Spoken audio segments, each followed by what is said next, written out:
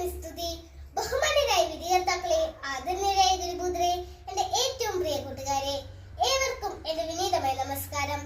ദൈവത്തെക്കുറിച്ചുള്ള തീക്ഷ്ണത കൊണ്ട് സ്വയം എരിഞ്ഞവളായിരുന്നു അവൾ. 21-ാം നൂറ്റാണ്ടിന്റെ തിലകക്കുറിയായി ഭാരതസഭയിൽ നിന്ന് ഉയർന്നു പൊങ്ങിയ ആർഷഭാരതത്തിന്റെ പ്രഥമ വിശുദ്ധ. അനേകായിരങ്ങളിൽ സുവിശേഷത്തിന്റെ ആവേശം പകരാൻ മിശിഹാനുകരണത്തിന്റെ അഗ്നി കൊളുത്തി ജീവിത വിശുദ്ധി കൊണ്ടും ലാളിത്യം കൊണ്ടും മാതൃകയായി അൾത്താരകളിൽ ജ്വലിച്ചുകൊണ്ടിരിക്കുന്ന ഒരു പൊൻ തിരുനാളം വിശുദ്ധ അൽഫോൻസമ്മ.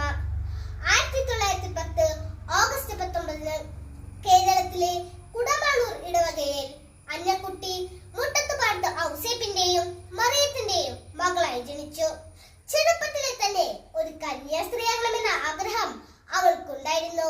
വിശുദ്ധ കൊച്ചു ത്രേസ്യായോട് പ്രത്യേക ഭക്തിയുണ്ടായിരുന്ന അവൾ സ്നേഹം, വിശുദ്ധി, ത്യാഗം, നോമ്പ്, ഉപവാസം, സഹനം, പ്രാർത്ഥന എന്നിവ ശീലിച്ച് വ്രതത്രയത്തിൽ കർമ്മവും ജീവിതവും സമന്വയിപ്പിച്ച ഒരു സ്വാത്വിക ത്യാഗിയായി തീർന്നു.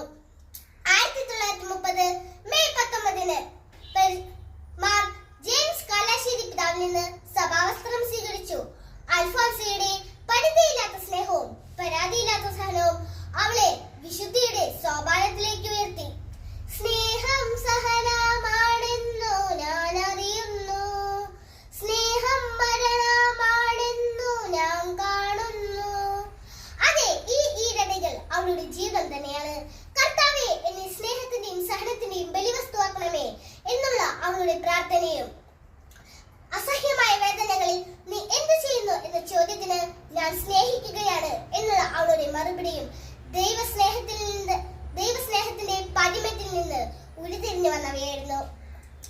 തന്റെ സഹനങ്ങളെ കർത്താവിന്റെ സഹനങ്ങളോട് ചേർത്ത് വെച്ച ആ പാവനാത്മാവ് തന്റെ നിത്യ സമ്മാനത്തിനായി 1946 ജൂലൈ 28 ഈ ലോകത്തോട് വിട പറഞ്ഞു.